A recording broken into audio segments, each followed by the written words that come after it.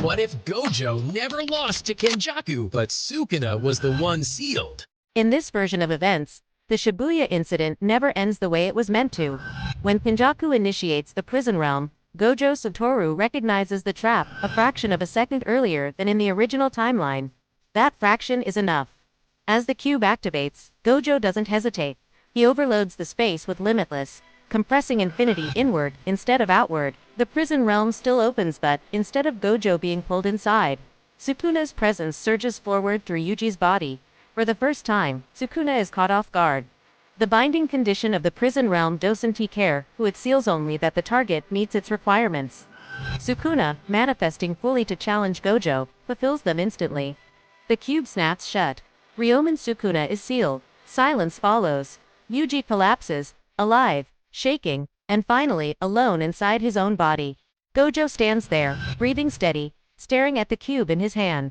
For the first time in 1,000 years, the King of Curses is gone, not defeated, not destroyed, but removed from the world entirely. Kenjaku retreats immediately. This was never an outcome he planned for. The Jujutsu world changes overnight. Curses weaken globally. Special grade activity drops. Sorcerers who once lived in fear now operate with confidence. Gojo doesn't celebrate, he reorganizes. Without Sukuna looming in the background, Yuji is no longer treated as a walking execution order. Instead, Gojo takes personal responsibility for him, accelerating his training not as a vessel, but as a sorcerer meant to survive. Megumi changes too. With Sukuna sealed, the shadow hanging over Megumi's 10 shadows technique disappears. No possession, no stolen Maharaga, no future where his power is used against everyone he loves. For the first time, Megumi is allowed to grow without being hunted by fate. But balance never disappears, it shifts. Kenjaku adapts.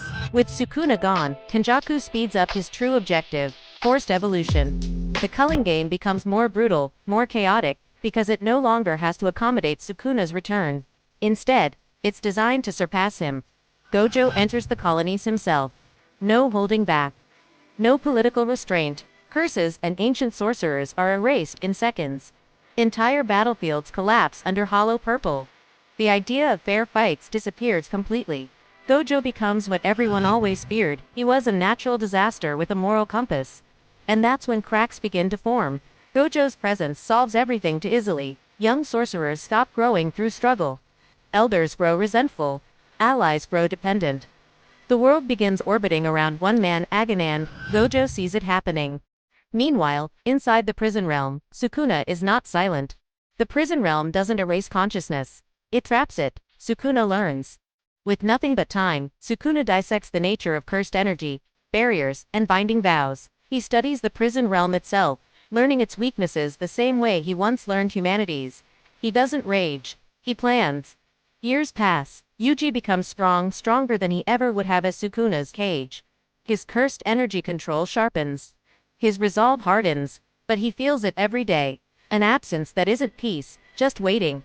Gojo knows sealing Sukuna wasn't the end. It was borrowed time. When the prison realm finally cracks, it doesn't shatter violently. It opens calmly. Sukuna steps out enchained, refined, smiling.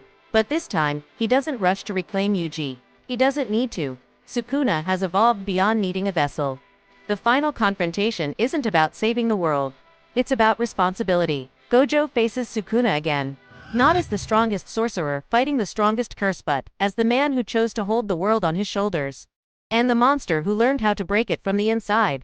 And for the first time, even Gojo Satoru isn't sure if sealing Sukuna was the right choice, or just the mistake that made him unstoppable.